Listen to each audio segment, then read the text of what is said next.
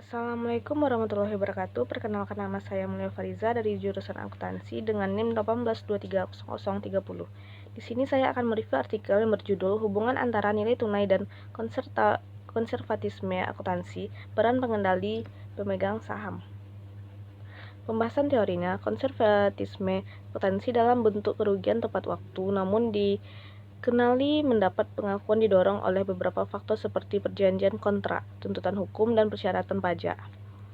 Konstruksi akuntansi adalah salah satu metode untuk mengurangi masalah agensi melalui hutang, kompensasi, atau lainnya jenis kontrak kreditur. Setiap yang mencari stabilitas dalam operasi perusahaan dan pendapatan melihat praktik akuntansi konservatif karena membantu mereka mengelola hak utang mereka. Kasusnya yaitu, dalam kasus ini, efek inerential pemegang saham pengendalian akan mengurangi efek positif konservatisme terhadap nilai tunai. Namun, mungkin ada efek insentif saat kepentingan pengendali pemegang saham konsisten dengan kepentingan pemegang saham minoritas. Ini adalah reasonable untuk menyimpulkan bahwa nilai tunai meningkat dengan peningkatan aktivitas pemantauan pemegang saham trailing. Jika ini benar, efek insentif dari pemegang saham pengendali dapat meningkatkan efek positif konservatisme terhadap nilai tunai.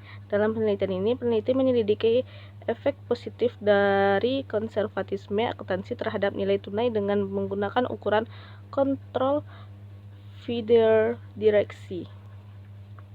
Objek penelitian atau sampel penelitiannya. Penelitian ini menggunakan sampel yang terdiri dari semua RMS terdaftar di Bursa Efek Taiwan antara tahun 2006 sampai 2014, tidak termasuk industri pengaduan dan utilitas, untuk menganalisis peran pemegang saham pengendali sebagai entreser pemegang saham atau monitor ringan dalam keraguan rileks antara praktik akuntansi konservatif dan nilai tahan uang. Ini adalah masalah yang sangat berarti di negara-negara seperti Taiwan. Untuk yang terbaik dari pengetahuan kita, ini adalah upaya RST untuk mendokumentasikan hubungan di antara konservatisme akuntansi, nilai tunai, dan pengendalian pemegang saham.